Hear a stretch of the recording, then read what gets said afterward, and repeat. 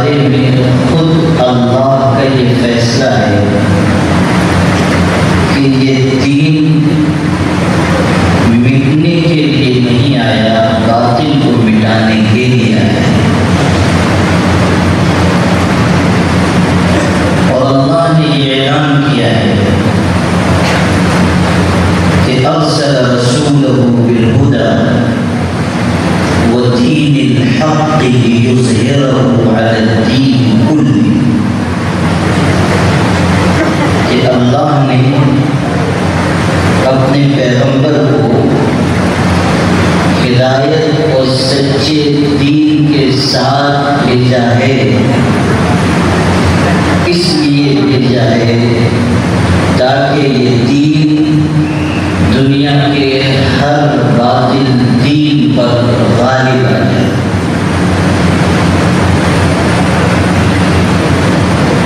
اور اس حقیقت کو سمجھ لیجیے کہ میری کہی ہوئی بات غلط ہو جائے گی، آپ کے منہ سے نکلا ہوا جملہ غلط ہو جائے گا، لیکن جو اللہ نے کہہ دیا اور جو اللہ کے رسول نے کہہ دیا، زمین آسمان ٹوٹ کر بکھر جائیں لیکن وہ کبھی غلط نہیں ہو سکتا۔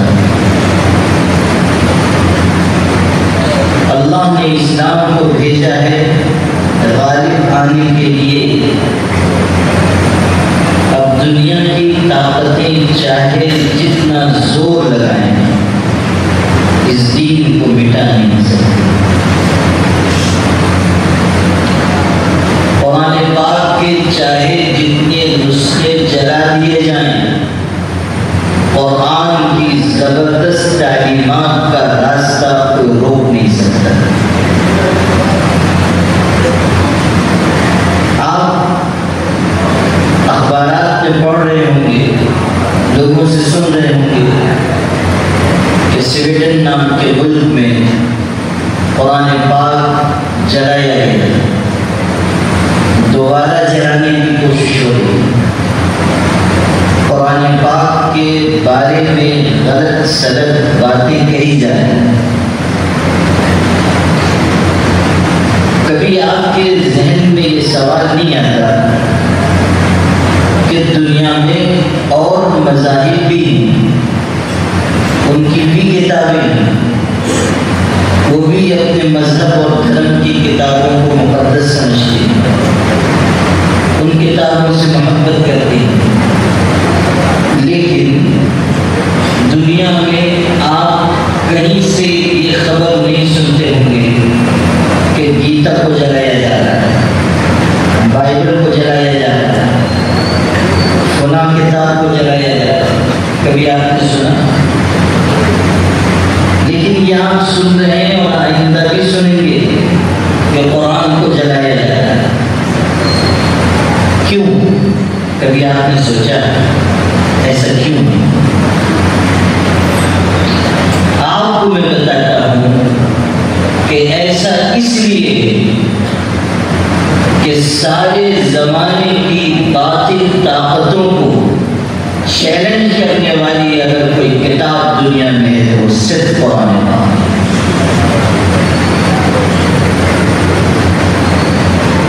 غلط کو غلط کہنے والی کوئی کتاب ہے تو وہ قرآن پاک ہے۔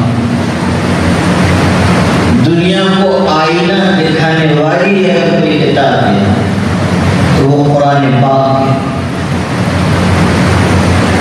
اس لیے قرآن سے چڑھ رہی ہے کہ یہ کتاب بتاتی ہے کہ تم جس ننگے پن کی تہذیب پر چل رہے ہو بالآخر اس کا انجام برا ہوگا۔ قرآن ہے جو یورپ کے انسانوں سے، مغرب کے لوگوں سے یہ کہتا ہے کہ تم نے یہ جو بد اخلاقی کا راستہ اختیار کیا ہے، یہ جو تم اپنی شہوتوں اور اپنی خواہشات کو پورا کرنے کے لیے جانور بن گئے ہو، بلکہ جانوروں کی سطح سے نیچے اتر گئے ہو، یہ جو تم گاڑی کی آواز لگا رہے، یہ جو تم اچھے بھلے انسان کو ایک جنسی درندہ بنانا چاہتے ہو، قرآن یہ کہتا ہے کہ تم بھی غلط، تمہاری حرکتیں بھی غلط۔ قرآن کہہ رہا ہے کہ مادیت کے جس سیلاب میں دنیا بہہ رہی، جس طرح دنیا نے پیسے کو اپنا معبود بنایا ہے، جس طرح دنیا شہرت کے پیچھے، اسباب کے پیچھے، وسائل کے پیچھے، دنیا کی مادی چیزوں کے پیچھے دوڑ رہی ہے، یہ اپنی زندگی کے مقصد کے خلاف کر رہی ہے۔ یہ قرآن کی طاقت ہے کہ وہ ساری دنیا کے سامنے اس حقیقت کو بیان کرتا ہے کہ تمہاری دنیا، تمہارا اقتدار، تمہاری حکومتیں، تمہارا پیسہ، تمہاری ایجادات، تمہاری ترقیات، تمہاری سائنس، تمہاری ٹیکنالوجی، تمہارے حسین و جمیل مکانات، تمہاری خوبصورت عورتیں، تمہاری بہترین کاریں، تمہاری مرغن غذائیں، آسائش، آرائش اور موج مستی کے تمہارے سارے ساز و سامان، ذرے سے لے کر کہکشاں تک اور ایک دانے سے لے کر گلستان تک، دنیا کی جتنی چیزیں ہیں، جس قدر علوم اقبال ہے، وہ سب اللہ کی نگاہ میں مچھر کے پر کے برابر بھی ہیں۔ یہ قرآن بتاتا ہے، یہ اسی کی طاقت ہے کہ وہ کہتا ہے بل تؤثرون الحیات الدنیا، کہ دنیا کے لوگوں تم دنیا کی زندگی پر مت مٹ رہے ہو، دنیا کو تم نے اپنا معبود بنا لیا، تم نے دنیا کی زندگی کو اصل سمجھ لیا، حالانکہ تم بھی فانی ہو اور دنیا بھی مٹ جانے والی ہے۔ کل من علیہا فان ویبقى وجہ ربک ذو الجلال والاکرام۔ ارشاد ہوا کہ روئے زمین پر جتنے جاندار ہیں وہ سب مر جانے کے لیے ہیں، باقی رہنے والی ذات تنہا اللہ کی ہے، بقا صرف اللہ کی۔ تو اگر قرآن کو جلایا جا رہا ہے تو اسی وجہ سے کہ ان کی مادیت کے خلاف سب سے طاقتور آواز اگر کہیں سے بلند ہوتی ہے وہ قرآن کی آواز ہے۔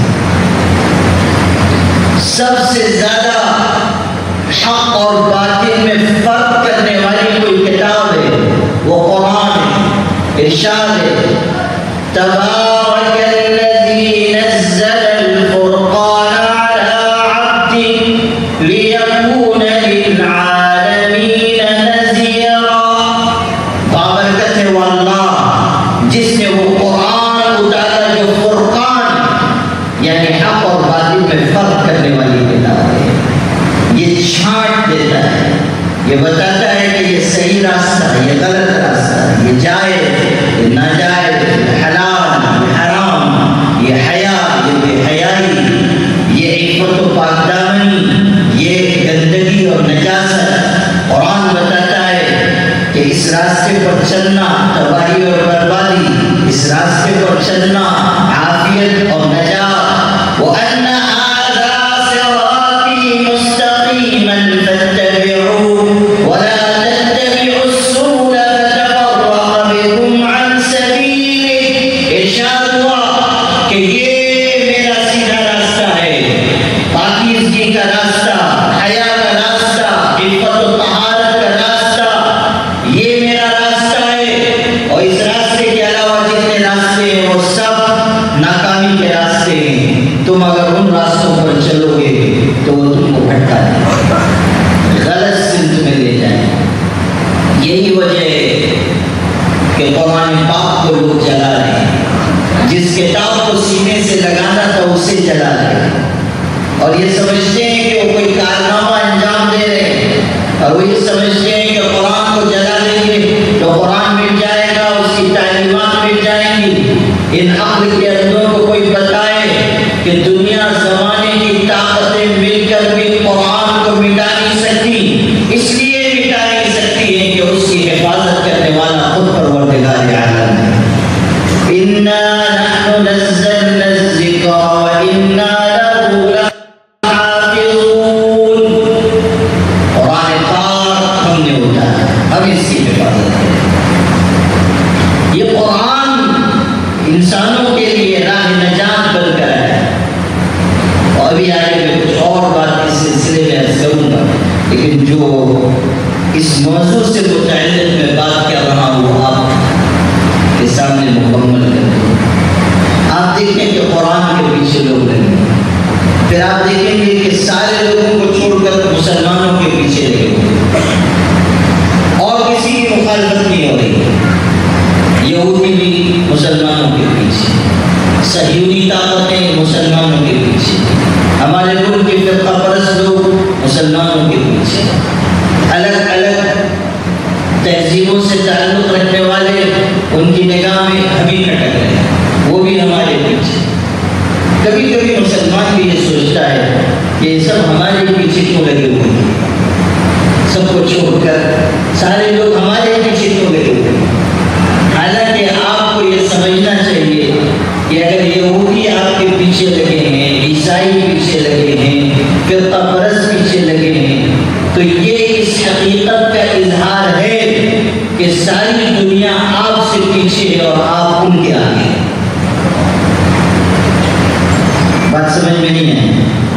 کربون کے مسلمانوں، اگر ساری دنیا کی قومیں ہمارے پیچھے لگی ہوئی ہیں تو اس کا صاف مطلب یہ ہے کہ وہ سب ہم سے پیچھے ہیں اور ہم ان سے آگے کھڑے ہیں۔ اور اسلام اور مسلمانوں کی مخالفت اسی بنیاد پر ہے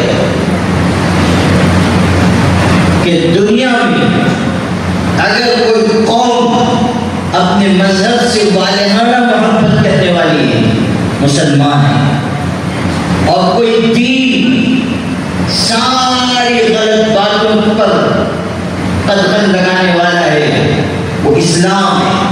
اسی لیے اللہ کا ارشاد ہوا، ان الدین عند اللہ الاسلام، دین اللہ کی نگاہ میں بس اسلام ہے، اس کے علاوہ کوئی دین معتبر نہیں، بس اسلام ہی دین۔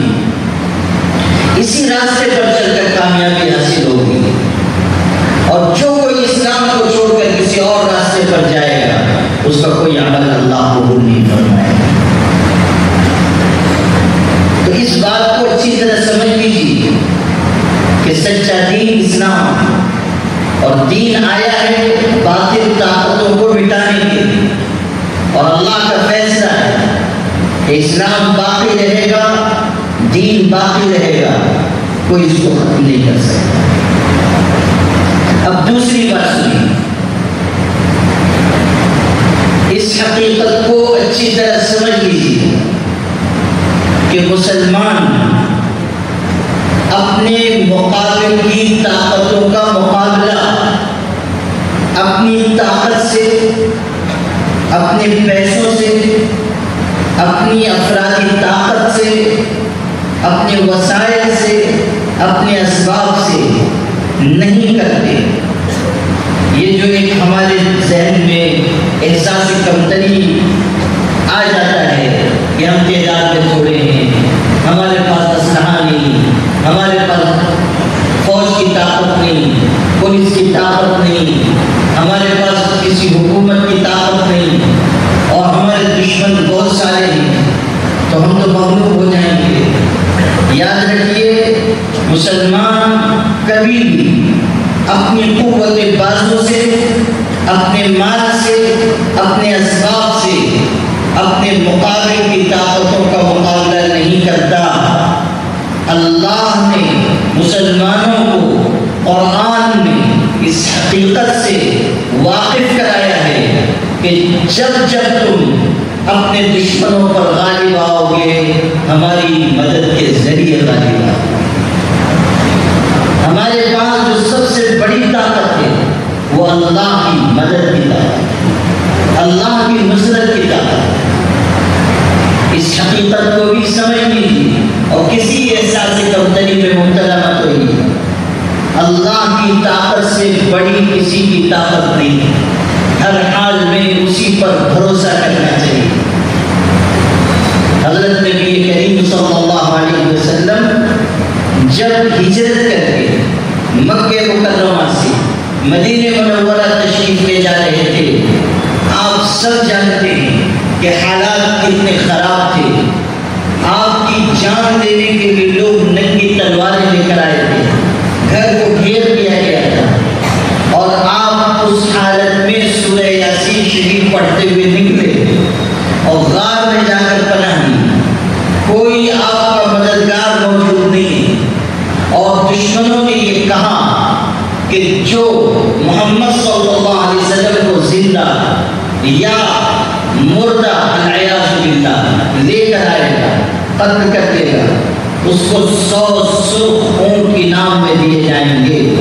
سب تلاش میں نکلے ہوئے اور وہاں تک پہنچ گئے جہاں غار میں حضور نے پناہ لی تھی۔ حضرت ابوبکر رضی اللہ عنہ آنے والوں کو دیکھ کر گھبرا گئے کہ بس یہ چھپ کر دیکھیں گے اور ہم کو پالیں گے۔ بالکل غار کے منہ تک دشمن آ چکے۔ اس وقت حضرت ابوبکر حضور کی جان کا اندیشہ لے کر گھبراتے ہوئے کہنے لگے، اللہ کے رسول، دشمن بالکل سر پر کھڑا ہے، چھپ کر بھی یہ لوگ دیکھ لیں گے، ہم کو پا جائیں گے۔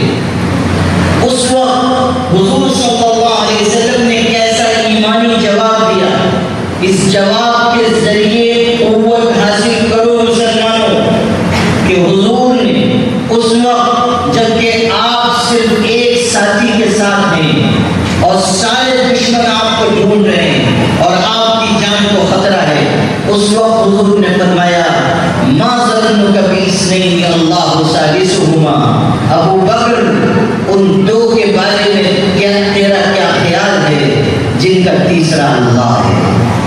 اللہ کی مدد ہمارے ساتھ۔ قرآن میں آپ پڑھیے، ارشاد ہوا، اذ یقول لصاحبہ لا تحزن ان اللہ معنا، کہ پیغمبر اپنے ساتھی حضرت ابوبکر صدیق سے کہہ رہے ہیں کہ غم نہ کر، اللہ ہمارے ساتھ ہے، اللہ کی مدد ہمارے ساتھ ہے، اللہ کی نصرت ہمارے ساتھ ہے۔ یہ ہے وہ چیز جس سے ہم طاقت حاصل کرتے ہیں۔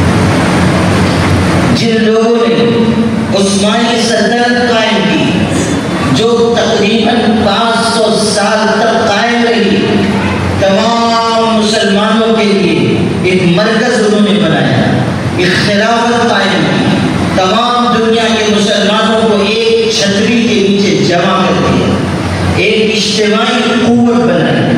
آپ جانتے ہیں کہ وہ کون لوگ تھے، ان کے پاس کتنی بڑی فوج تھی، ان کے پاس کتنی طاقت و قوت تھی۔ چند لوگ تھے، چند گھوڑے تھے، تھوڑی سی ان کی استطاعت تھی، اور اس زمانے میں زیادہ تر لوگ ان کے مقابل تھے، لیکن انہوں نے خواب دیکھا کہ ہمیں اللہ کی رضا کے لیے ایک اجتماعیت قائم کرنی ہے، ایک مرکزیت قائم کرنی ہے، اور محنت میں لگے۔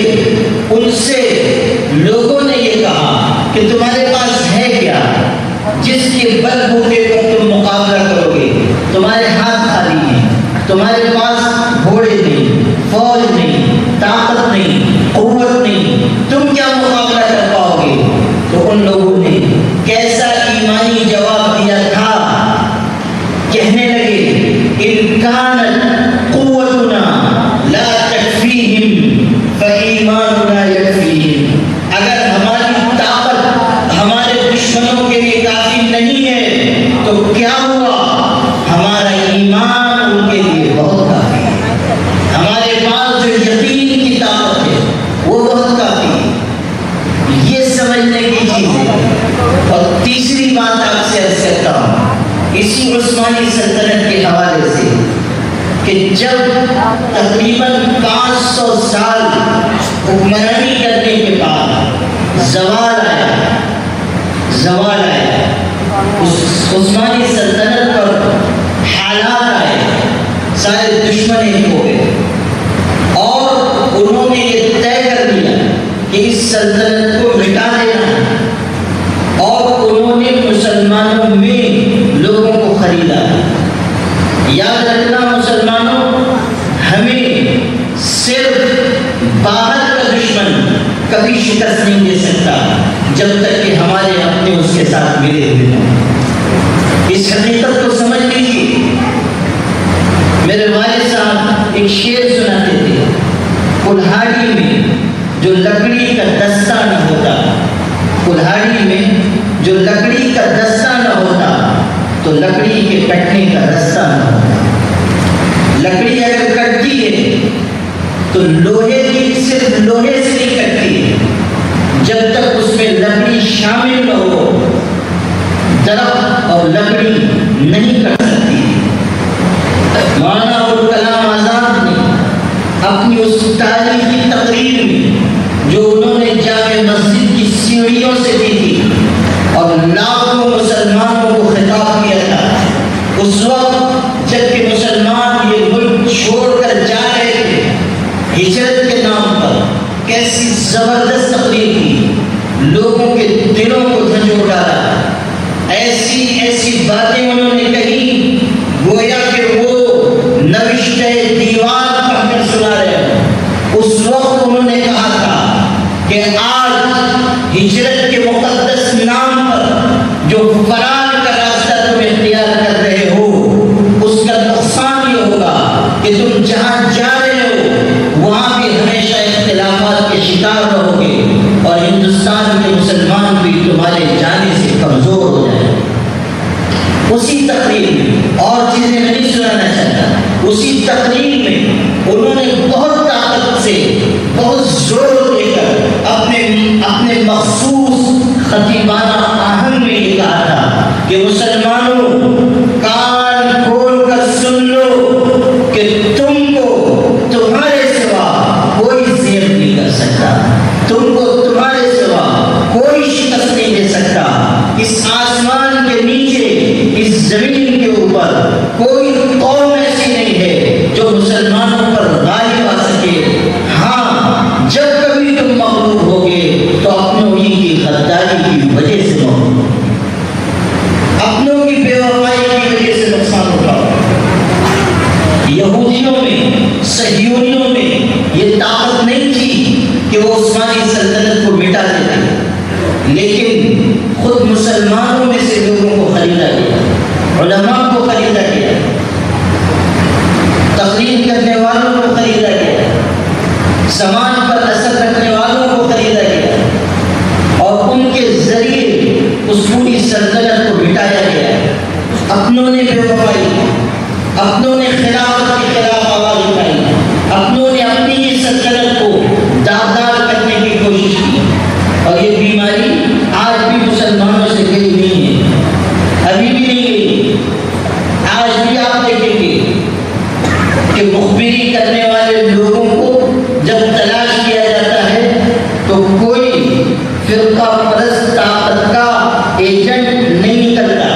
معلوم ہوتا ہے کہ یہی حاجی صاحب جن کی داڑھی 2 بارش کی ہے اور پیشانی پہ سجدے کا نشان ہے، یہی مسلمانوں کی خبر وہاں پہنچا رہا ہے، یہی جاسوسی کر رہے ہیں، یہ بتا رہے ہیں کہ کون سا مسلمان کہاں کون سی چادر اوڑھ کر لیٹا ہوا ہے۔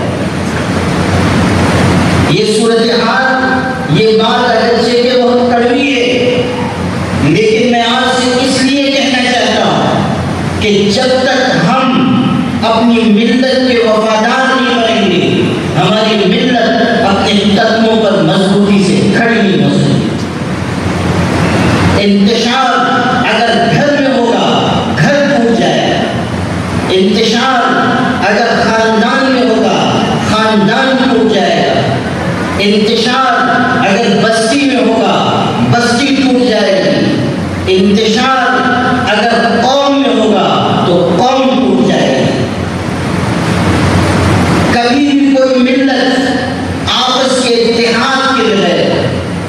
یکجہتی کے بغیر، ایک دوسرے کو مضبوط کیے بغیر آگے نہیں بڑھ سکتی۔ ہمیں اپنے بھائیوں کی ترقی سے خوش ہونا چاہیے، ہمیں اپنے بھائیوں کے کاروبار کے آگے بڑھنے سے مسرور ہونا چاہیے، ہمارے دل میں اخوت کے جذبات آنے چاہیے۔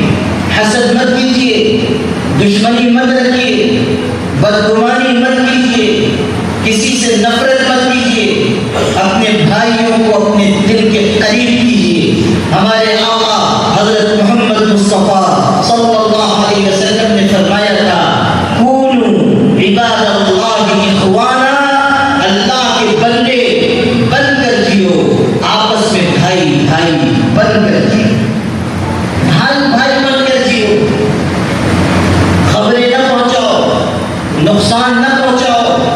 کوئی ترقی کر رہا ہے اس کے ٹانگ پکڑ کر نہ کھینچو، عالم عالم کا راستہ نہ کاٹے، ایک مدرسہ دوسرے مدرسے کا مخالف نہ ہو، ایک جماعت دوسری جماعت کے مخالف نہ ہو، ایک تنظیم دوسری تنظیم کے مخالف نہ ہو۔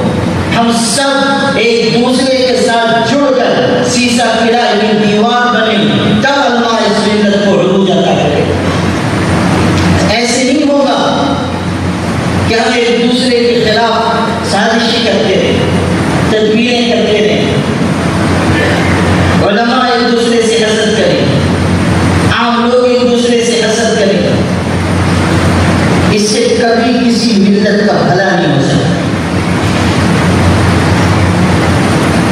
میں آپ سے اپنے دل کا درد کہتا ہوں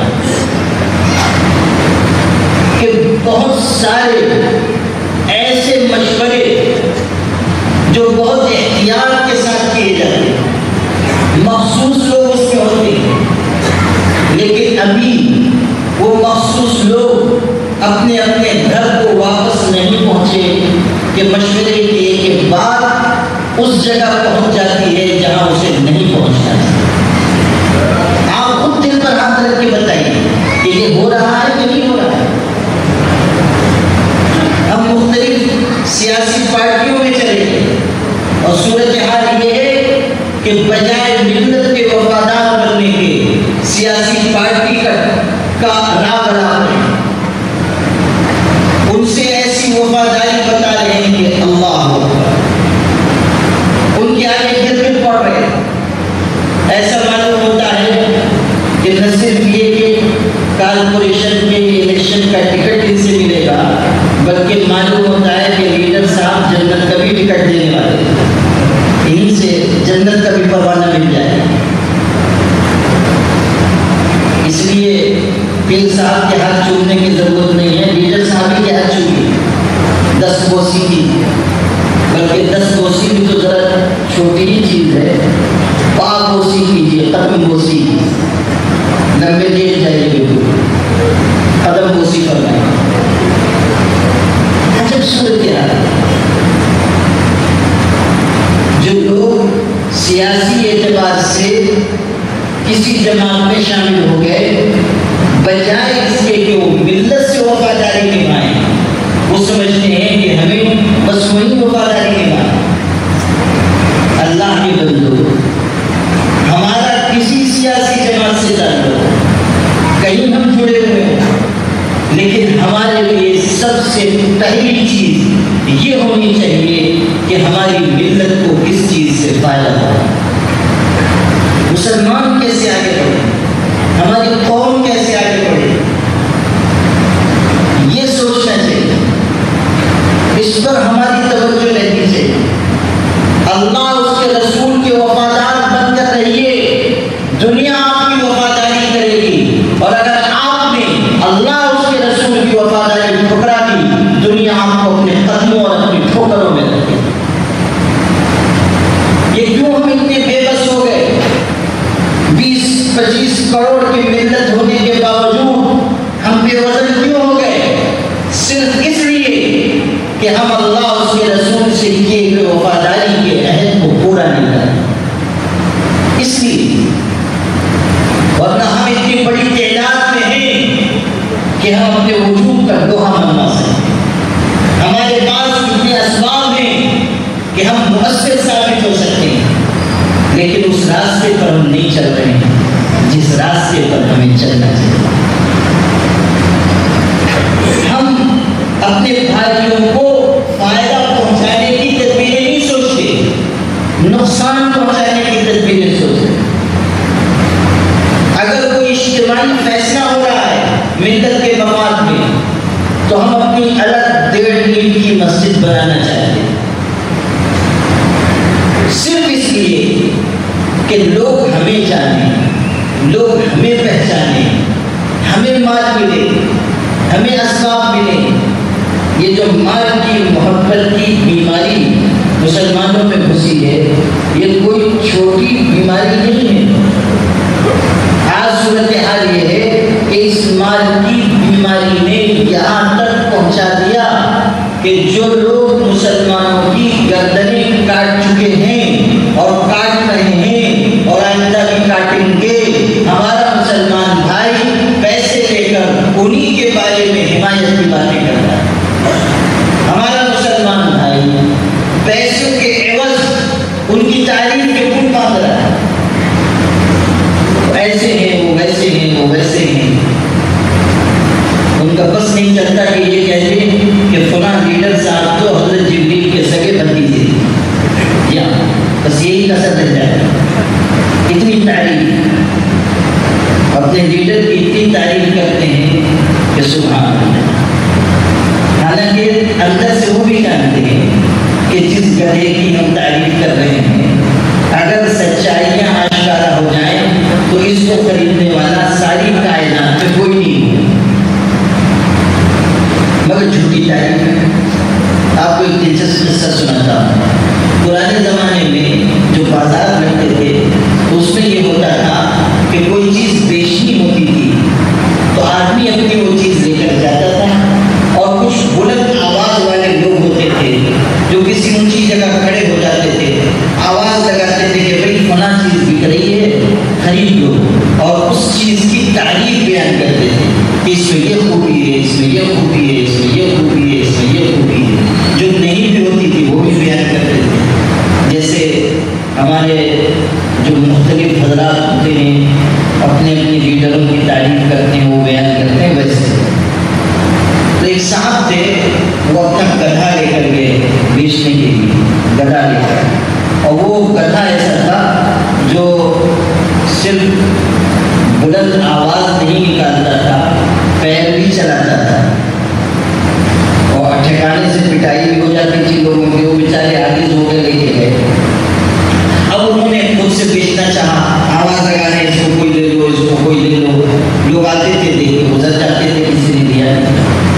تو ایک شخص جو چیزوں کو بیچتا تھا، یعنی بیچنے میں مدد کرتا تھا، اپنا کمیشن دیتا تھا، وہ آیا، اس نے کہا کہ تم کو بیچنا ہے تو میرے حوالے کرو، میں اس کو بیچ دوں گا، تم مجھ کو اتنے پیسے دے دینا۔ اس نے کہا ٹھیک۔ اب وہ چلا، یہ صاحب بھی چلے، گدھے کے مالک، وہ چبوترے پہ کھڑا ہوا اور اس نے کہنا شروع کیا کہ بھائیو، ایک بہت ہی قیمتی نادر و نایاب نسل کا گدھا فروخت ہونے کے لیے آیا ہے، بکنے کے لیے آیا ہے، اور اس میں یہ خوبیاں ہیں۔ اب جو انہوں نے خوبیاں بیان کرنا شروع کی تو سبحان اللہ، گدھے کی اتنی خوبیاں بیان کی کہ گھوڑے میں بھی نہ ہو، ایسا مفصل بیان کیا، اور بہترین چرب زبان آدمی تھے۔ جب انہوں نے خوبیاں خاصیتیں بیان کرنا شروع کیا اور مکمل فرمایا تو آخر میں انہوں نے کہا اتنی قیمت میں جو لینا چاہے آگے آئے۔ تو یہ جو گدھے کے مالک تھے انہوں نے کہا نہیں، رک جاؤ۔ اس نے کہا کہ بھئی تو بس بکنے والا ہے، اب تم کیا کہہ رہے ہو؟ تو اس نے کہا کہ نہیں، اگر میرے گدھے میں اتنی ساری خوبیاں ہیں تو میں بیچوں کیوں؟ میں ایسا خوبیوں والا گدھا بیچنا نہیں چاہتا۔ وہ جو اس نے تقریر فرمائی اس کا اثر یہ ہوا کہ حضرت نے گدھا بیچنے ہی سے انکار کر دیا کہ ایسا نادر و نایاب قیمتی نسل کا گدھا تو ہم بیچ ہی نہیں سکتے، اس کو ہم گھر لے جائیں گے، برکتی گدھا ہے، حضرت عیسیٰ کے گدھے سے اس کا شجر نسب مل جائے۔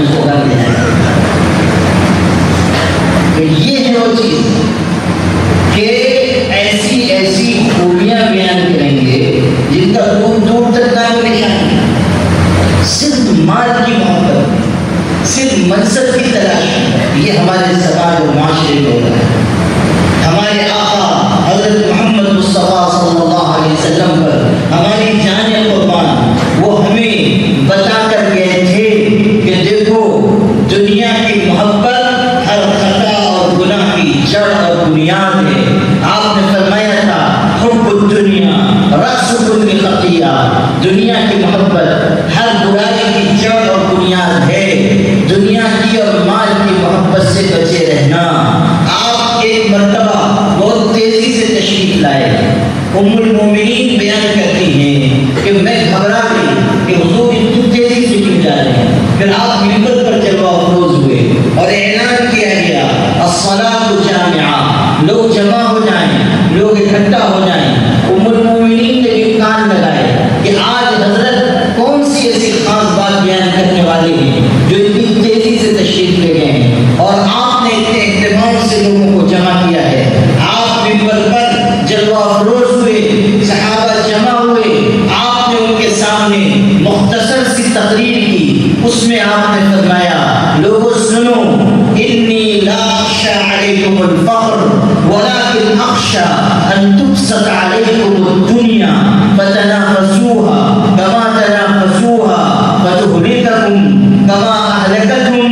لوگوں سنو، میری امت کے لوگوں سنو کہ مجھ کو اس بات کا اندیشہ نہیں ہے کہ میرے بعد تم فقر و فاقے کا شکار ہو جاؤ گے، میرے بعد تم مفلس کلاش اور کنگال ہو جاؤ گے. مجھے یہ ڈر نہیں ہے کہ تم بھوکے پیاسے مرو گے. مجھ کو یہ اندیشہ ستا رہا ہے کہ میرے بعد دنیا تم پر پھیلا دی جائے گی، مال و زر تم پر پھیلا دیا جائے گا اور تم مال کے پیچھے بھاگنے لگو گے، دنیا کے پیچھے بھاگنے لگو گے، اسباب کے پیچھے بھاگنے لگو گے، تجارتوں اور زراعتوں کے پیچھے بھاگنے لگو گے. دنیا اور دنیا اور دنیا، مال اور مال اور مال، پیسہ اور پیسہ اور پیسہ. بس اس کو تم اپنے لیے مقصود بنا لو گے. جب تمہاری یہ کیفیت ہوگی کہ تم پہلے کے لوگوں کی طرح مال میں دوڑ لگاؤ گے، ریس کرو گے، تو سن لو یہ دنیا تم کو اسی طرح ہلاک کر دے گی جیسے اس نے تم سے پہلے کی امتوں کو ہلاک کیا. یہ دنیا تم کو تباہ کر دے گی، دنیا تم کو ہلاکت سے دوچار کر دے گی. قرآن کہہ رہا ہے کہ او دنیا کے انسانوں، اس حقیقت کو سمجھ لو کہ جو کچھ مال و اسباب، جو کچھ اقتدار و منصب تمہارے پاس ہے وہ سب ختم ہوگا. ہاں، جو نعمتیں اللہ کے پاس ہیں وہ باقی رہنے والی ہیں. ما عندکم ينفد وما عند اللہ باق. جو تمہارے پاس ہے ختم ہو جائے گا اور جو اللہ کے پاس نعمتیں ہیں وہ باقی رہیں گی. اللہ کی بنائی ہوئی جنت ہمیشہ کے لیے ہے، اللہ کی رضا ہمیشہ کے لیے ہے، اللہ تعالیٰ کا دیدار جنت کے لوگوں کے لیے ہمیشہ کے لیے ہے. اللہ تعالیٰ نے جنت کی جو نعمتیں رکھی ہیں وہ ہمیشہ کے لیے ہے، کبھی ختم ہونے والی نہیں. ہاں، یہ جو مال ہے، اسباب ہے، سب مل جائے. آپ دنیا میں دیکھیں کتنے مالدار ہوتے ہیں، پیسے والے ہوتے ہیں. آج بہت مالدار ہیں اور آپ کچھ برسوں کے بعد دیکھیں کہ فقیر ہو، تنگدست ہو. وَتِلْكَ الْأَيَّامُ نُدَاوِلُهَا بَيْنَ النَّاسِ. قرآن کہہ رہا ہے حالات ہمیشہ ایک جیسے نہیں رہتے. ہم حالات کو الٹتے پلٹتے رہتے ہیں، کروٹیں دیتے رہتے ہیں. زمانے کی گردشیں ہیں، مسائل ہیں، آلام ہیں، مصیبتیں ہیں، آفات ہیں. حالات ایک جیسے نہیں رہتے. اس لیے جو امیر ہے وہ اپنی عمارت اور دولت پر فخر نہ کرے اور جو غریب ہے وہ اپنی حالت سے مایوس نہ ہو. ہو سکتا ہے کہ جو آج فرش پر ہے کل اللہ اس کو عرش پر بٹھا دے، اور جو عرش پر ہے ہو سکتا ہے اللہ اس کو کھینچ کر زمین پر لے آئے. یہ اللہ کے فیصلے.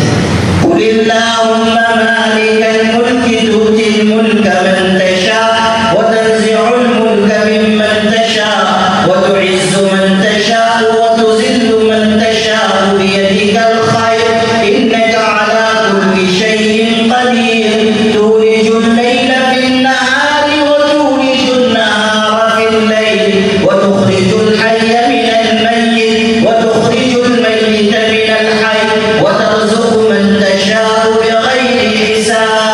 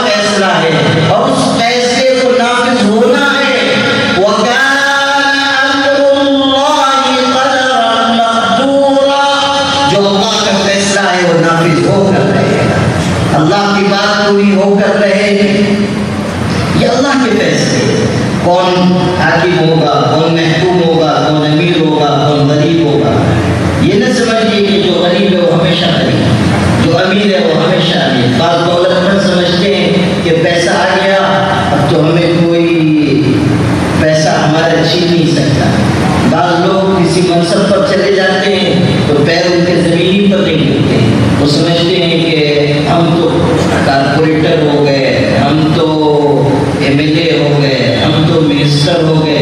ان کو معلوم نہیں کہ منسٹر کو پٹیشن بنانے میں اللہ کو کچھ دیر نہیں لگتی ہے۔ اللہ تعالیٰ کب حالات بدل دے گا کوئی نہیں کہہ سکتا، اللہ تعالیٰ کب اقتدار چھین لے گا کوئی نہیں کہہ سکتا، اللہ تعالیٰ کے فیصلے۔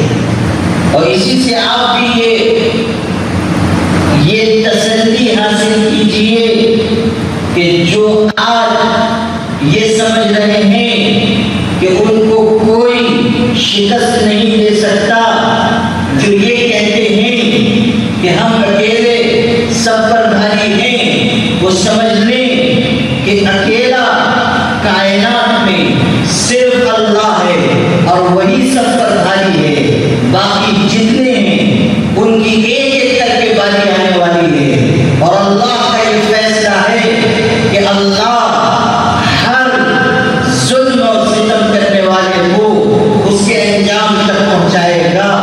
ارشاد ہے وَكَذَلِكَ أَخْذُ رَبِّكَ إِذَا أَخَذَ الْقُرَىٰ وَهِيَ ظَالِمَةٌ إِنَّ أَخْذَهُ أَلِيمٌ شَدِيدٌ، کہ جب ظلم حد سے بڑھنے لگتا ہے تو اللہ کی پکڑ آتی ہے، اور سمجھ لو کہ اللہ کی پکڑ دردناک بھی ہے اور سخت بھی ہے۔ اللہ کی جب پکڑ آتی ہے تو کوئی بچتا نہیں، اس لیے یہ نہ سمجھیں کہ یہ حالات ہمیشہ نہیں، حالات عدلتے بدلتے ہیں۔ آج یہ موسم ہے، کل موسم بدل جائے گا۔ مسلمانوں کبھی اللہ کی رحمت سے مایوس نہ ہو، کبھی اللہ تعالیٰ کی ذات سے نگاہ کو نہ ہٹاؤ، کبھی اللہ تعالیٰ کی طرف سے ہونے والے فیصلوں پر اعتراض نہ کرو۔ جیسے حالات میں ہیں اللہ کی مرضی پر راضی رہو، اسی کی طرف رجوع کرو، اسی کے آگے عاجزی کرو، اسی کی آگے پیشانی رگڑو، اور سمجھ لو کہ جب زمین کے سارے دروازے بند ہو جاتے ہیں تب بھی آسمان کا دروازہ کھلا رہتا ہے۔ آسمان کا دروازہ ہر وقت کھلا ہے۔ ارشاد ہے وَإِذَا سَأَلَكَ عِبَادِي عَنِّي فَإِنِّي قَرِيبٌ أُجِيبُ دَعْوَةَ الدَّاعِ إِذَا دَعَانِ فَلْيَسْتَجِيبُوا لِي وَلْيُؤْمِنُوا بِي لَعَلَّهُمْ يَرْشُدُونَ۔ ارشاد ہوا کہ جب میرے بندے میرے بارے میں تم سے پوچھیں تو اے پیغمبر بتا دو کہ میں قریب ہوں، اور جب مانگنے والے مجھ سے مانگتے ہیں تو میں ان کی دعا کو قبول کرتا ہوں، میں دعا کو قبول کرتا ہوں۔ اللہ اعلان کرتا ہے مجھ سے مانگو، میں دینے والا ہوں۔ جو مانگنے کا سلیقہ ہے مانگ کر دیکھو، جو مانگنے کا سلیقہ ہے مانگ کر دیکھو، در کریم سے بندے کو کیا نہیں ملتا، اللہ کے در سے کیا نہیں ملتا، اللہ سے مانگو، اللہ کی طرف رجوع کرو۔ اگر حالات سخت ہیں اللہ کے آگے آؤ، دو رکعت نماز پڑھو، اللہ سے مدد مانگو، اپنی ملت کی فلاح و بہبود کے لیے پیشانی اللہ کے آگے ٹیک دو، اور اللہ سے ایسی عاجزی سے دعا مانگو کہ اللہ کی رحمت ٹوٹ کر آئے اور جھوم کر برس جائے۔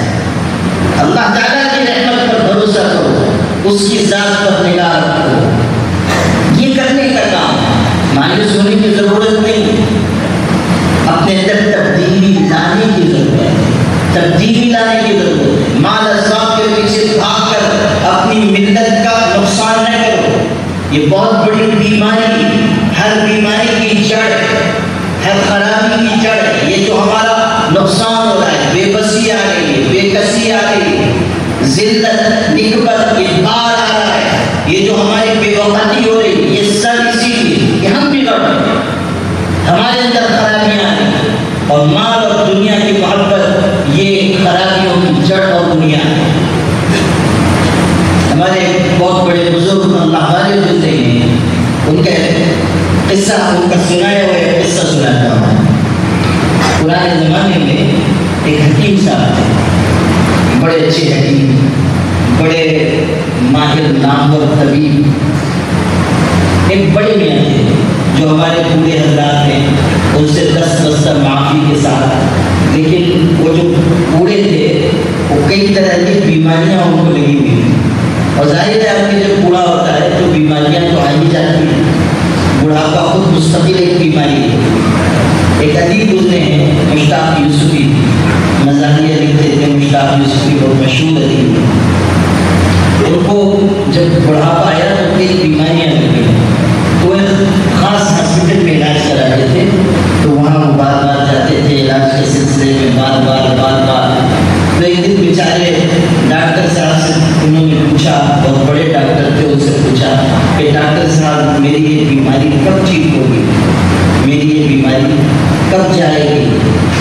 تو اس ڈاکٹر نے بڑا خوبصورت جواب دیا.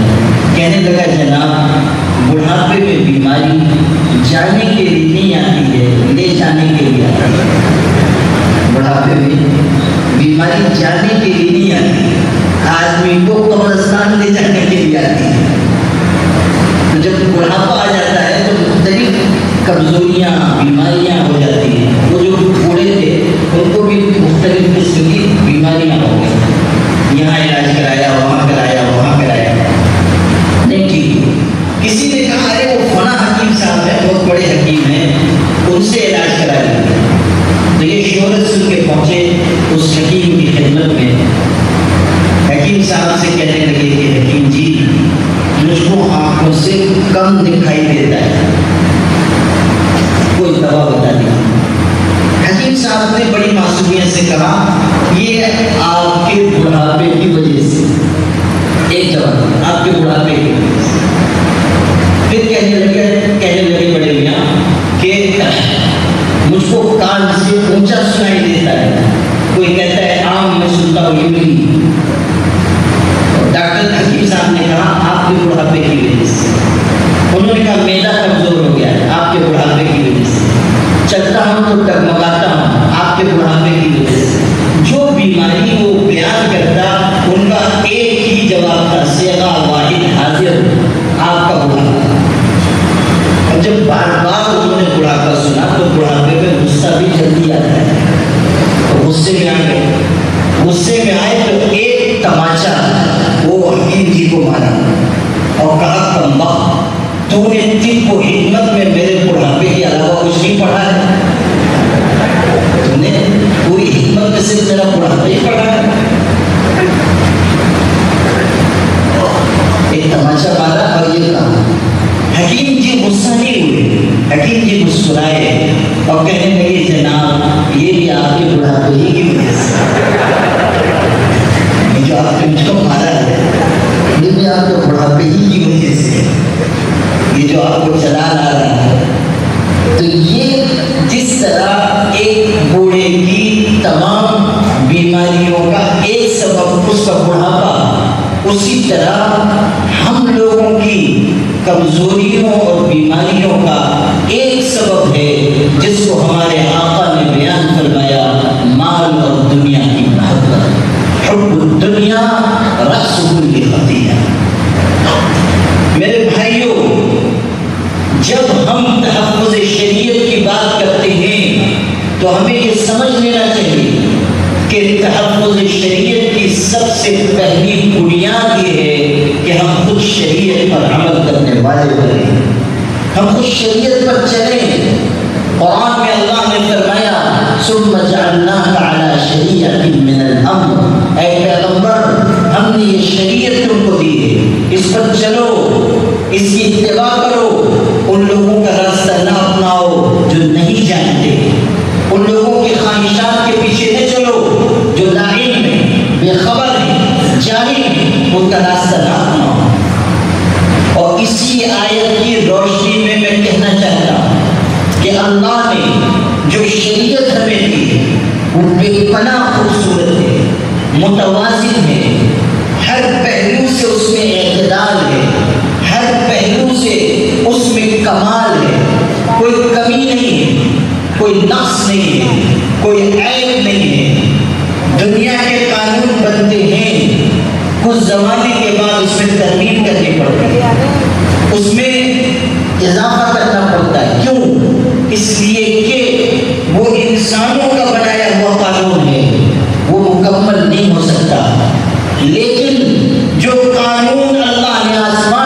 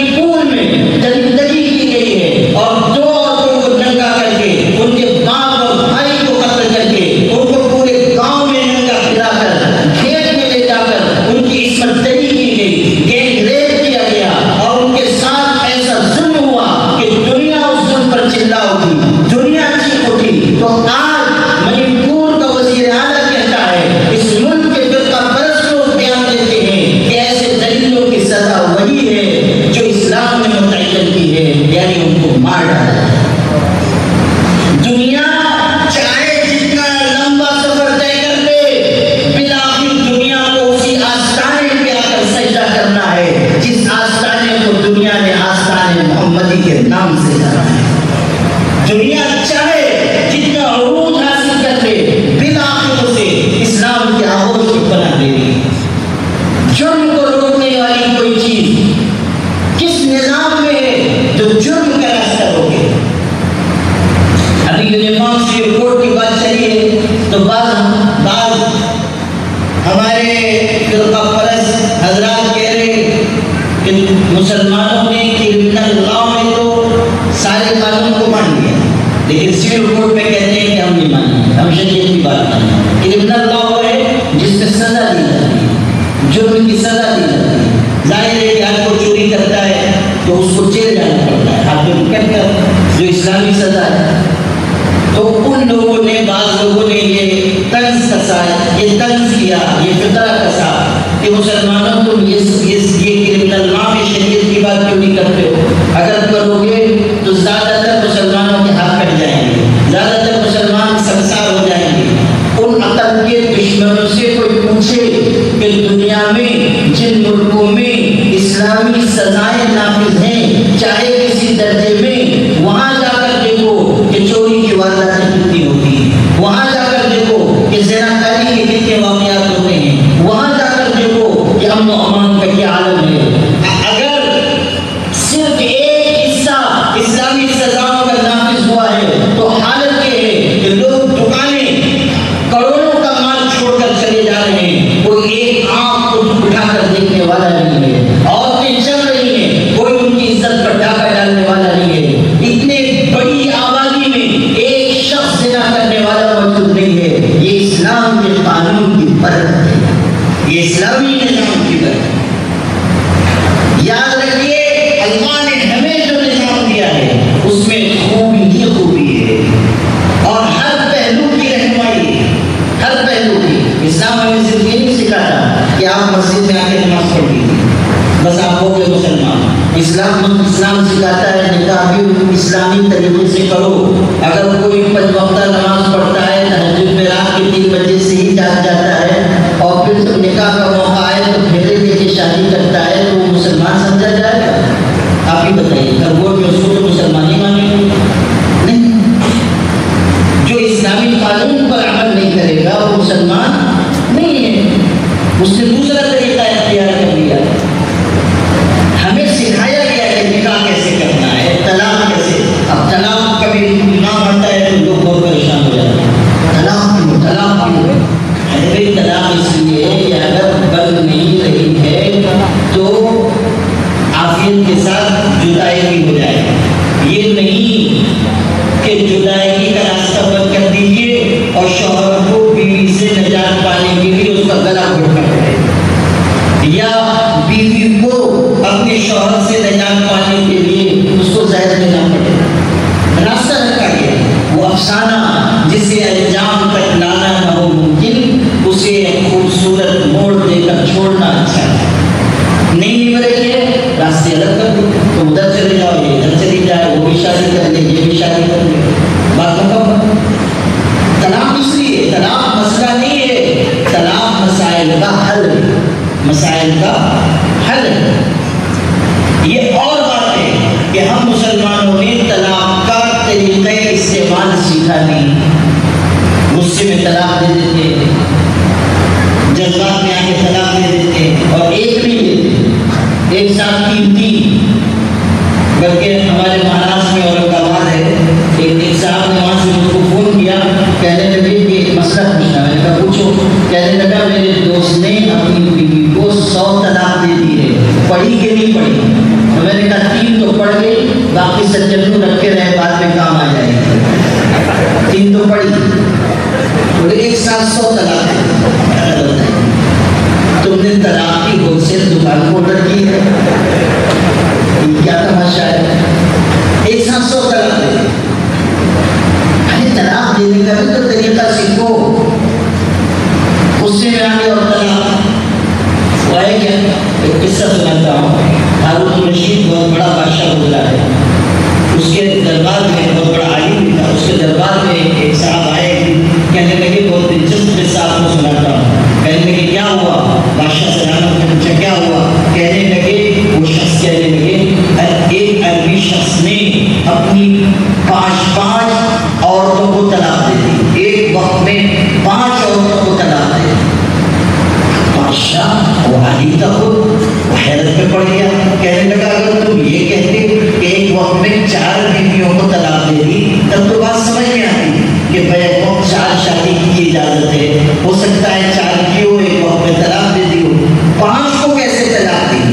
تو کہنے لگا قصہ تو سنیے، ہوا یہ کہ اس عربی شخص کی 4 بیویاں تھیں اور ایک دن دوپہر کو آیا، وہ زور کی بھوک لگی ہوئی تھی، گھر میں داخل ہوا، کھانا کھانا تھا، مگر وہاں 4 بیویوں میں مہابھارت چھڑی ہوئی تھی اور پوری جنگ ہو رہی ہے۔ اور عورتوں کی جنگ تو آپ جانتے ہی ہیں کہ دنیا پہ اگر عورتوں کی حکمرانی ہوگی تو تیسری عالمی جنگ بھی زبانی ہوگی۔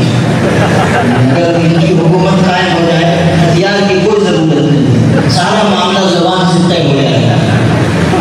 تو زمانی جنگ اپنے عروج پہ پہنچی تھی، یہ بیچارہ پریشان کہہ رہا ہے کھانا لو، کوئی سننے کے لیے تیار نہیں۔ جب جھگڑا بڑھا اس کو غصہ آیا، اس نے ایک کی طرف اشارہ کیا اور کہا سارے فساد کی جڑ تو معلوم ہوتی ہے، تو اس کو 3 طلاق، ایک فارغ ہو گئی۔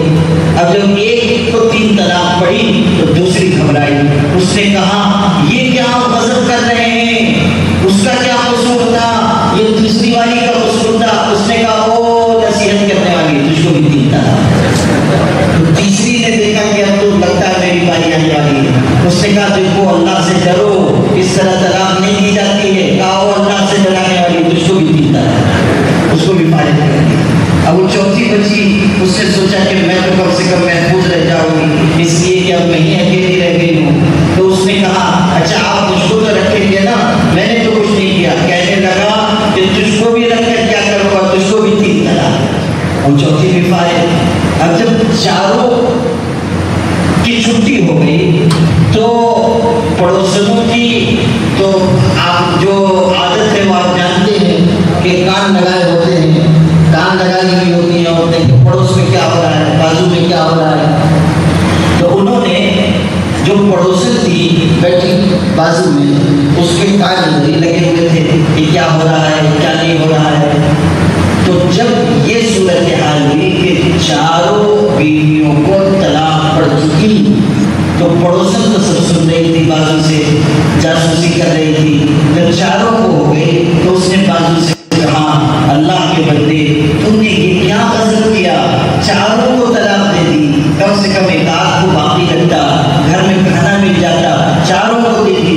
وہ تو غصے میں تھا ہی، اس نے کہا قسم خدا کی اگر مجھ کو اختیار ہوتا اور تیرے شوہر کی اجازت ہوتی تو تجھ کو بھی طلاق دے دیتا۔ وہ جلا گنا پہلے سے بیٹھا تھا، اس نے کہا اجازت دے دے، وہ بھی گئی۔ ایک ساتھ اس طرح 5 عورتوں کو طلاق۔ تو یہ جو نظام نکاح و طلاق ہے وہ شریعت کا حصہ ہے، اور طلاق کا بہترین نظام ہمیں سمجھایا گیا، مگر افسوس کہ ہم مسلمانوں نے طلاق کا نظام سیکھا نہیں، ہم نے طلاق دینے کا طریقہ سیکھا نہیں۔ یہ سیکھنے کی چیز ہے کہ ہم کس طرح نکاح کریں، کس طرح طلاق دیں بوقت ضرورت، شدید ضرورت ہو تب ایک ہی طلاق دی جائے۔ میں آپ سے یہ کہنا چاہ رہا تھا کہ اسلامی شریعت میں جو احکامات ہمیں عطا کیے وہ اتنے خوبصورت اور متوازن ہیں کہ اس میں کہیں کسی طرح کی کوئی خامی نہیں ہے۔ حضور فرما رہے ہیں ترکتکم علی البیضاء لیلها کنہارها لا یزیغ عنها بعدی الا ہالک۔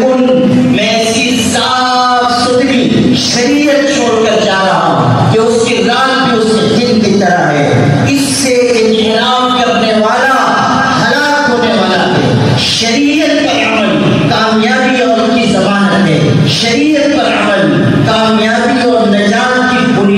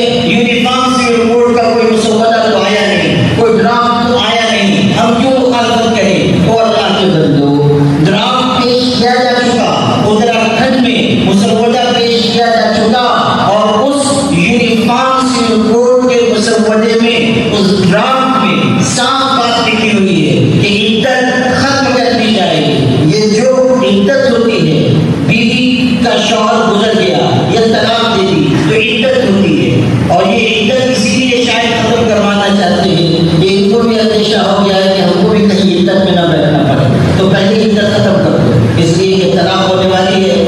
تو طلاق ہوئی تو ہم کہاں جائیں گے؟ پتہ نہیں آپ لوگ طلاق دینے والے ہیں کہ نہیں دینے والے ہیں۔ ویسے بھی آج اب تو یونیفارم سول کوڈ میں طلاق بھی کورٹ کے ذریعے ہونے والا ہے، تو شاید آپ لوگوں کا اختیار بھی چھین لیا جائے گا۔ تو جو آپ سے عرض کر رہا تھا وہ یہ کہ عدت ختم، نکاح اور طلاق کا نظام کورٹ کے ذریعے، جس طرح مردوں کو حق طلاق ہے عورتوں کو بھی حق طلاق ہوگا، اسی طرح ایک سے زیادہ شادی پر پابندی، دو سے زیادہ بچوں پر پابندی، اور عجیب بے حیائی کی بات اس میں شامل کی گئی کہ نیو ریلیشن شپ کی اجازت ہوگی، یعنی کوئی مرد کسی عورت کے ساتھ بغیر شادی کے رہ سکتا ہے، بے حیائی کرے، اسے اپنی خواہشات پوری کرے، اس کے ساتھ آزادی سے رہے، کوئی روک ٹوک نہیں، ایک کے ساتھ رہے یا 10 کے ساتھ رہے یا 25 کے ساتھ رہے، کوئی قانون اس کو روکنے والا نہیں۔ آپ غور کیجیے کہ یہ ساری باتیں جو اس مسودے میں ہے، اور ایک اور بات وراثت کا قانون کہہ رہے ہیں مردوں عورتوں کو برابر کا وراثت کا حصہ ہم دیں گے، اس لیے کہ عورتوں کے ساتھ ناانصافی ہو رہی ہے، عورتوں پر ظلم ہو رہا ہے، مسلمان عورتوں کو دبایا جا رہا ہے، ان کو اعلیٰ حصہ دیا جا رہا ہے، اور بعض ہمارے مسلمان بھی بہت جلدی متاثر ہو جاتے ہیں کہ ہاں ایسا کیوں ہے کہ لڑکے کو پورا، لڑکی کو آدھا، اس کو ڈبل، اس کو سنگل، اس کو ایک گہرا، اس کو دوہرا، کیوں؟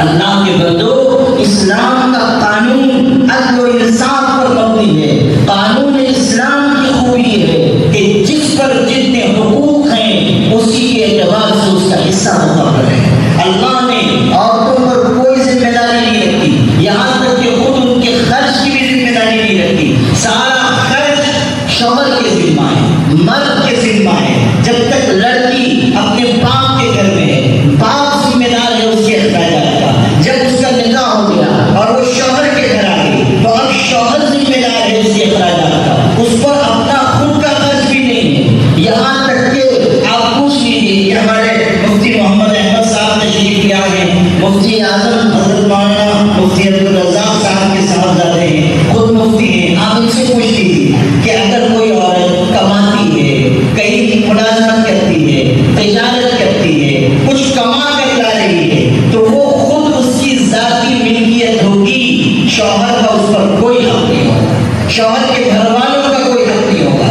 وہ اپنی ذات سے تصرف کرے گی، وہ خود خرچ کرے گی، کوئی اس کو روک نہیں سکتا، کوئی اس کو ٹوک نہیں سکتا، وہ اس کا اپنا مال ہے، اس کی اپنی ملکیت ہے۔ آپ غور کیجیے کہ اسلام نے جس پر جتنی ذمہ داری ڈالی ہے اسی کے اعتبار سے اس کا حق رکھا ہے۔ ذمہ داری مردوں کی زیادہ ہے، عورتوں پر تو کوئی ذمہ داری نہیں۔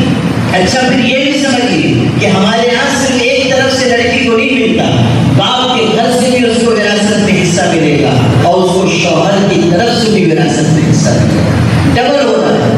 غور کیجیے کہ کیسا عدل و انصاف کا قانون ہے، لیکن ناانصافی کا نعرہ دے کر اس قانون اسلامی کو متاثر کرنے کی کوشش ہو رہی ہے۔ اس لیے ہمیں صاف کہنا چاہیے کہ یونیفارم سول کوڈ کسی بھی قیمت پر ہمیں منظور نہیں ہے۔ ہم اس یونیفارم سول کوڈ کو دین کے بھی خلاف سمجھتے ہیں، دستور کے بھی خلاف سمجھتے ہیں، اور صاف اعلان کرتے ہیں کہ یہ یونیفارم سول کوڈ ملک کو بے چین کر دے گا، ملک میں اضطراب پیدا ہوگا، الگ الگ مذہب کے ماننے والے اپنی مذہبی آزادی پر خطرہ محسوس کریں گے، وہ یہ احساس کریں گے کہ ہم سے اختیارات چھینے جا رہے ہیں، ہم کو مجبور بنایا جا رہا ہے۔ اس ملک میں ٹرائبلز کا آواز ہے، منی پور میں، ناگالینڈ میں، میزورم میں، جو شمال مشرق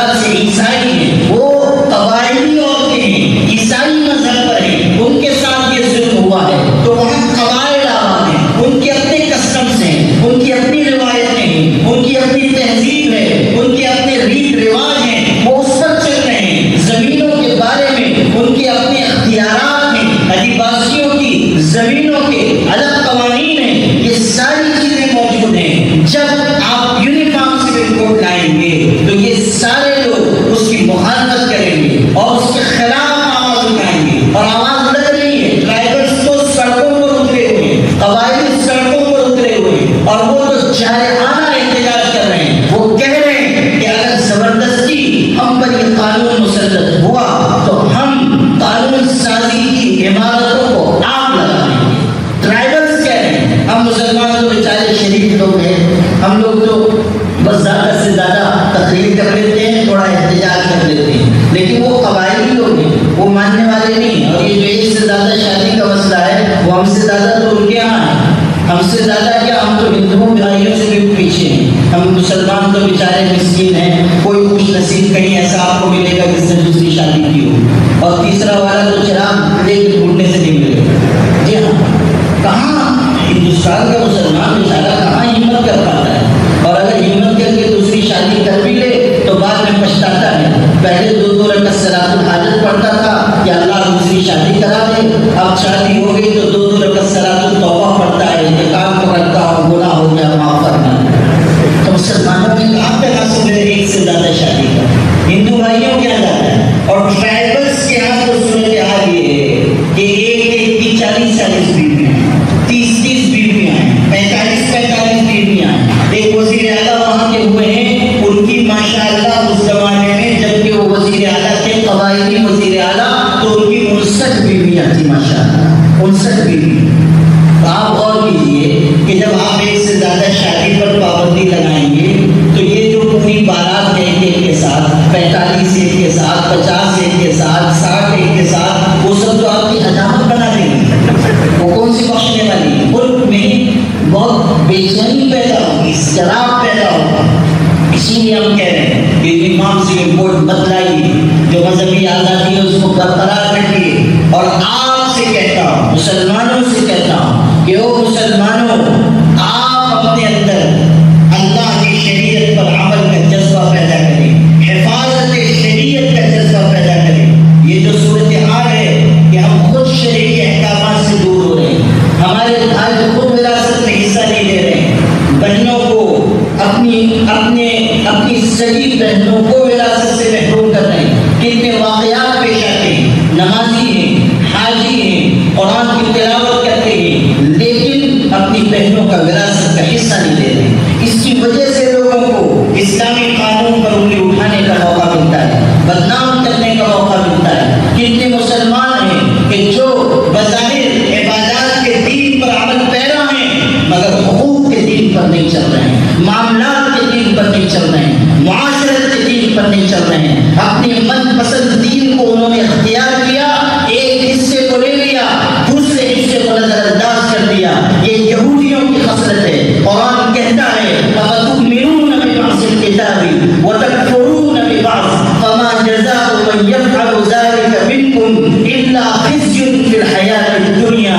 ارشاد ہو رہا ہے, کیا تم یہ طریقہ اپناتے ہو کہ اللہ کی کتاب کے کچھ حصے پر ایمان لاتے ہو اور کچھ حصے کو چھوڑ دیتے ہو, اس کا انکار کرتے ہو؟ یہ یہودیوں کا طریقہ ہے, یہ ان کی پوری روش ہے. مسلمانوں کا یہ طریقہ نہیں ہونا چاہیے. ہم سے تو یہ مطالبہ ہے کہ اللہ کے دین میں پورے کے پورے داخل ہو جاؤ. یا ایھا الذین آمنوا ادخلوا فی السلم کافۃ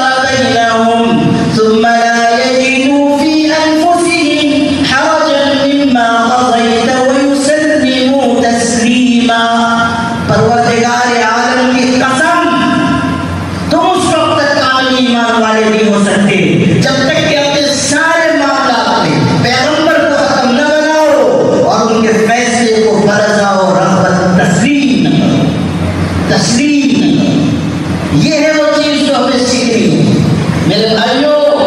ہم خود شریعت پر چلیں، اصلاح معاشرہ کیا ہے؟ احکام شریعت پر چلنا۔ ہر فرد اللہ کے احکامات کا پابند بن کر زندگی گزارے، حقوق کی ادائیگی کرے، وراثت میں پورا حصہ دو، جو جتنا حصہ اللہ کی طرف سے مقرر ہے کوئی کمی نہ کرو۔ اگر کمی کرو گے پکڑے جاؤ۔ ایک عرب ملک میں قریب میں ایک واقعہ پیش آیا، وہ آپ کو سنانا چاہتا ہوں۔ ایک بھائی کا انتقال ہوا جو بہت دولت مند تھا، پیسے والا تھا، اور جب اس کا جنازہ اٹھا اور قبرستان کی طرف لوگ جنازہ لے کر جا رہے ہیں تو اس شخص کی سگی بہن وہ بھی جنازے کے ساتھ چل پڑی۔ لوگوں نے منع کیا، عورتوں کا آنا درست نہیں ہے، لیکن وہ اصرار کر کے آگے۔ لوگوں نے سمجھا بھائی تھا، سگا بھائی تھا، محبت کی وجہ سے آ گئی، اس لیے چھوڑ دیا گیا۔ وہ آئی جنازے کے ساتھ ساتھ۔ جب قبرستان میں اس بھائی کا جنازہ دفنایا گیا، قبر میں ڈالا گیا، مٹی ڈالی گئی، اس وقت اس بہن نے دعا کے لیے ہاتھ اٹھائے اور بلند آواز سے دعا کی اور یہ کہا کہ اے اللہ، اے اللہ، میرے اس بھائی کو تو اپنی بنائی ہوئی جنت اور اپنی رضامندی اور مغفرت سے اسی طرح محروم کر دے جس طرح اس نے مجھ کو وراثت کے حصے سے محروم کر دیا۔ آپ غور کیجیے، ایک بہن کے دل کا درد سمجھیے۔ قرآن نے جو نظام اتارا ہے، اگر ہم اس نظام پہ نہیں چلیں گے ہمارا نقصان ہوگا، لوگوں کو ہم پر انگلی اٹھانے کا موقع ملے گا۔ جتنے احکامات شریعت ہیں سب پر عمل پیرا ہو اور سمجھ لیں کہ یہ جو آوازیں ملک میں لگ رہی ہیں شریعت کے خلاف، یہ کچھ بھی مؤثر نہیں ہوں گی اگر آپ اللہ کی شریعت کے احکامات کو سینے سے لگائیں اور صاف صاف اعلان کریں کہ ہم اپنی شریعت سے مطمئن۔ آپ اپنے گھر کی عورتوں کو بتائیں کہ آپ بہنیں، آپ مستورات، آپ عورتیں اعلان کریں کہ ہم اللہ کی شریعت کے احکامات کے ساتھ خوش ہیں، کوئی ناانصافی نہیں ہو رہی، کوئی ہمارے ساتھ اللہ کے قانون میں ناانصافی نہیں ہے۔ کوئی اور ناانصافی کرے، مسلمان ناانصافی کرے وہ بات دوسری ہے، لیکن اللہ کے قانون میں کوئی ناانصافی نہیں، شریعت کے حکم میں ہمارے لیے کوئی خامی، کوئی کمزوری نہیں۔ عورتوں کو بتائیے، عورتوں تک پیغام پہنچائیے۔ لا کمیشن آف انڈیا نے جواب مانگا ہے کہ آپ یونیفارم سے رپورٹ چاہتے ہیں یا نہیں، آپ ای میل کریں ہزاروں لاکھوں کی تعداد میں کہ ہم اس ملک میں یونیفارم سے رپورٹ نہیں چاہتے۔ یہ جمہوری ملک ہے اور جمہوریت میں اٹھے ہاتھوں کی قیمت ہوتی ہے، گرے ہاتھوں کی کوئی قیمت نہیں ہوتی۔ آپ کو اپنی رائے دینی چاہیے، مضبوطی سے کہنا چاہیے کہ ہم اس ملک کو غلط سمت میں جاتا ہوا نہیں دیکھ سکتے۔ یہ ہمارا ملک ہے، ہمارے باپ دادا نے اسے آزاد کرایا ہے، جمعیت علماء کے ہمارے اکابر و اسلاف کا خون بہا ہے، اس ملک کے دستور کے بنانے میں جمعیت علماء کے بزرگوں کا ہاتھ ہے۔ ہمارے بزرگان دین نے اس وقت آزادی کی جد و جہد کے لیے آواز لگائی تھی جب لوگ اپنے گھروں میں سو رہے تھے، ہم نے اس وقت اقتدار کو چوما ہے جب لوگ بزدلی کا شکار تھے، اس وقت ہم جیل کے سلاخوں کے پیچھے گئے ہیں جب لوگ انگریزوں کے تلوے چاٹ رہے تھے، اس وقت ہم نے اپنے آپ کو مشقتوں کے مرحلوں سے گزارا ہے جب لوگ معافی نامہ داخل کر رہے تھے، اس وقت ہم نے آگے بڑھ کر عزیمت کی داستان لکھی ہے جب لوگ مصلحتوں کے خلاف میں لپٹے پڑے ہوئے تھے۔ ہمیں یہ کہنا چاہیے کہ ہم ہیں ان اسلاف کے وارث جنہوں نے اس ملک سے وفا کے عہد کو پورا کر کے دکھایا ہے۔ ہمیں کسی احساس کمتری کا شکار نہیں ہونا چاہیے، برابر کی سطح پر بات کرنی چاہیے اور آئینہ دکھانا چاہیے۔ تم کہاں کھڑے ہو، ہم کہاں کھڑے ہیں، تمہارے آباء و اجداد کون تھے، ہمارے آباء و اجداد کون تھے؟ کیا آپ بھول گئے کہ شیخ الاسلام مولانا حسین احمد مدنی نے انگریزوں کے عروج و اقبال کے سورج سے نصف